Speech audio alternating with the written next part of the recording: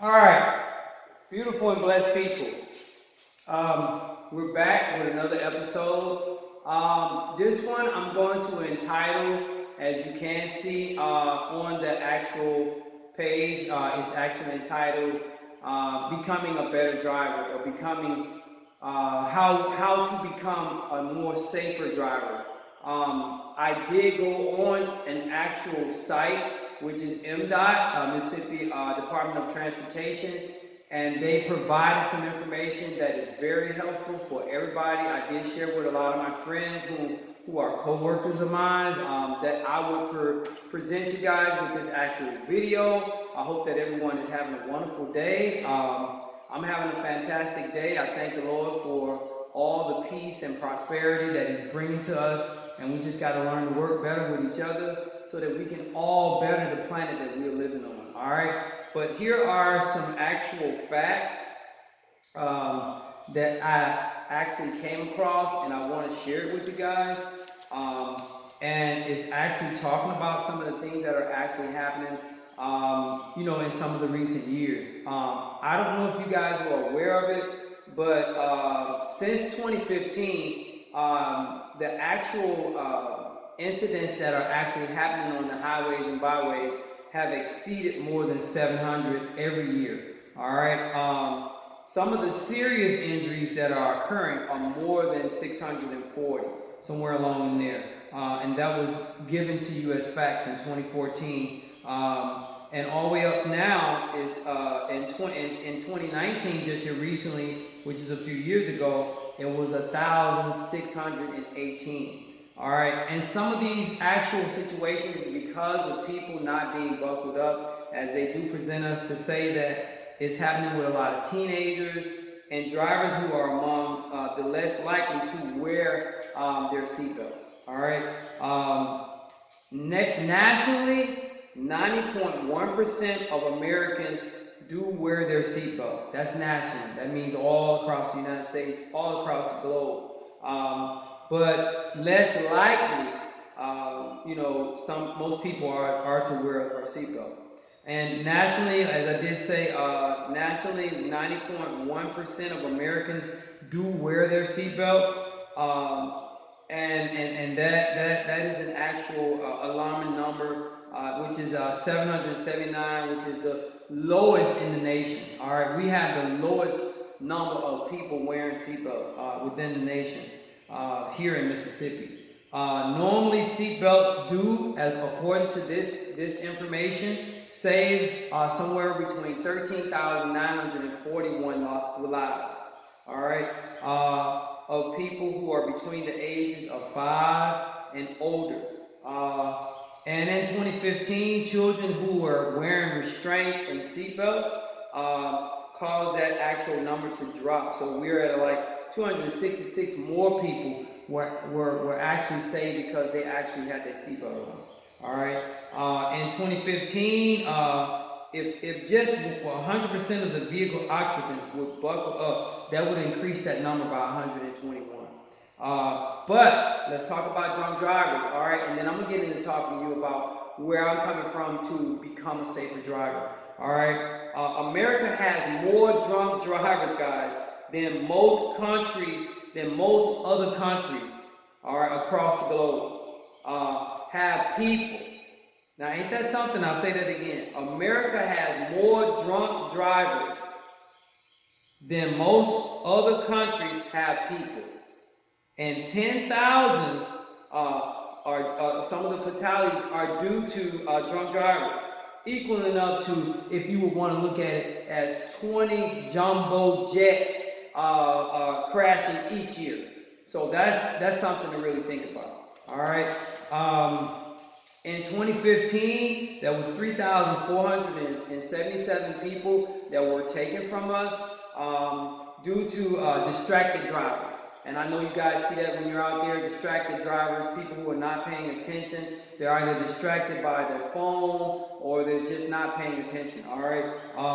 And I when I wrote this down for you guys, I wrote it as text messaging because that's what people are actually doing. They're not, I wrote it as text driving, all right? Because they're driving and they're texting. That's what I wrote it as.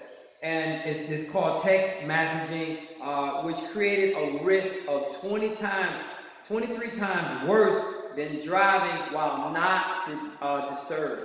All right, and drinking and driving, as I did mention, is something that's actually occurring widely on a wider scale right now than most of the time, or just say within the last few years. All right, driving and talking or texting can cause you to miss something, because your brain can't actually focus on two things at one time. It can simultaneously concentrate on that for just a few seconds, then it'll go back to that. And in the process of, as you're traveling, you're missing things. All right, could be someone about to pull out from a side view and you just didn't see it. All right, so let's get more conscious about the driving that we're taking on when we're up on the highways and byways. 4.6 seconds is lost in the process of trying to text someone at a speed limit of 55 miles per hour. I don't know if you guys are aware of that, but 660,000 drivers are using electronic devices. So that means that's a wide range, guys. That means 2 out of every 5 people you actually come across when you're either going or coming, they're actually distracted by some mechanical device. All right, electronic device. 21% of drivers between the age of 15 and 19 were distracted by a phone when they were within an accident. All right, 40,200 nationally, 242 billion in 2010. 1 out of every 3 fatalities that we deal with are among our U.S. teens as a result of being distracted. All right, so now we're here to talk about becoming more of a better driver. Many of us, other than the facts that I presented to you guys, are just not aware that when you get out on the highways, you just don't know what you're going to meet. You don't know if you're going to meet somebody that's trying to pass on a 2-lane highway, that's not paying attention to the double lines, which means don't cross or don't actual pass within that area. And you just don't know that. So what I'm here to teach you guys is that, if you had a wider view or looking a little bit farther ahead, you can kind of catch that situation coming in your direction and you can avoid it. And sometimes we have to have an ear, as the Spirit says, he that had an ear, let him hear what the Spirit has to say. It could be your grandmother. It could be somebody in your family who's just trying to stay close and say, slow down, danger ahead. And we don't realize we are driving a 2-ton piece of steel full of glass. And what could happen to you if you were in an accident?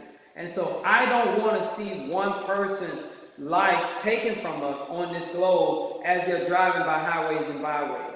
But distracted driving and other situations that we did mention is actually what's causing it. All right, so as Mother Teresa said, every life is important, and every life is important to me. So I'm here to present you with more of what you need to do as you're driving.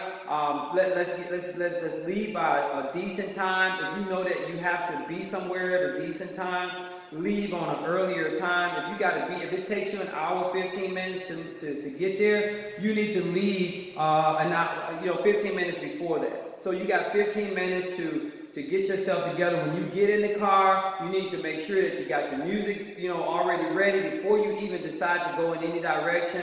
Your seatbelt needs to be on. You don't need to be distracted by any movement except when you're moving your steering wheel. And most people, I see that you guys, I do it sometimes too, where we're up on the 12, we just lean back, but actually, I don't know if you're aware of it, but when they teach us how to drive, your hand's supposed to be on the 3 and 9. And that way you can actually maneuver left or right in case something, occurs.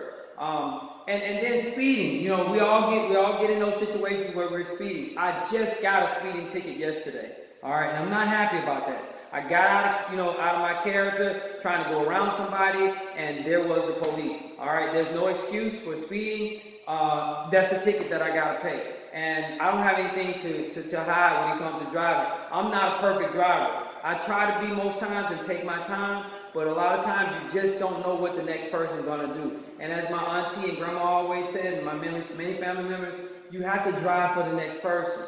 You know, some things can be avoided a lot of times if we're just not distracted and we're 100% focused on what we're doing. So let's keep our eyes far ahead of the roads, drive at a decent speed, leave at a decent time that you know you're going to get there where you don't have to speed. Because, you know, hey, if you're having tire problems, you just don't know what could occur. If someone else out there is driving faster, they might not want to slow down to give you time to get in. They may speed up as you're trying to go around. You just don't know what's going to, occur, or actually what's going through that next person's mind. So we got to learn to pray before we get on the highways. We got to ask for traveling grace. God will give you that. He's given it to all of us. If you act, as my family say, some of my family members say, have not because we don't act.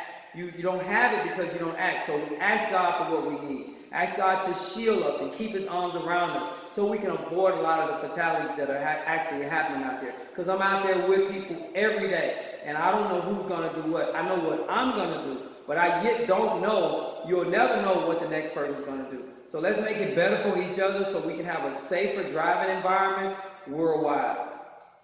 JAH bless. One love.